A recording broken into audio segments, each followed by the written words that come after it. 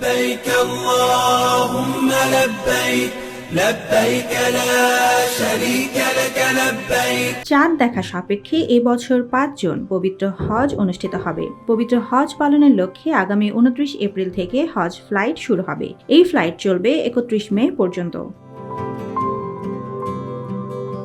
মঙ্গলবার বিকেলে রাজধানীর আগারগাঁওয়ের পর্যটন ভবনে সুষ্ঠু হজ ব্যবস্থাপনা সংক্রান্ত সভায় এ তথ্য জানানো হয়েছে।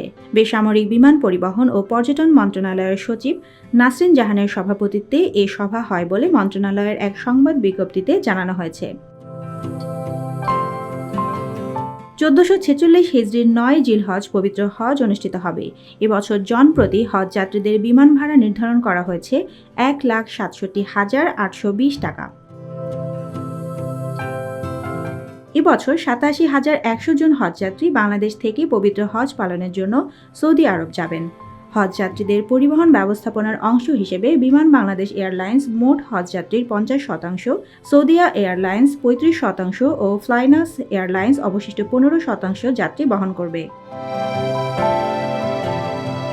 সভায় ফ্লাইট শিডিউল, বিদেশে রেজিস্ট্রেশনকৃত বাংলাদেশিদের হজ ফ্লাইট, প্রতিটি ফ্লাইট পরবর্তী যাত্রী সংখ্যা ও অন্যান্য তথ্য পোর্টালে আপলোড করা, হজযাত্রীদের লাগেজ ব্যবস্থাপনা পর্যালোচনা ও হজযাত্রীদের পরিবহন সেবা নিশ্চিতকরণে যথাযথ পদক্ষেপ গ্রহণের সিদ্ধান্ত গৃহীত হয়েছে।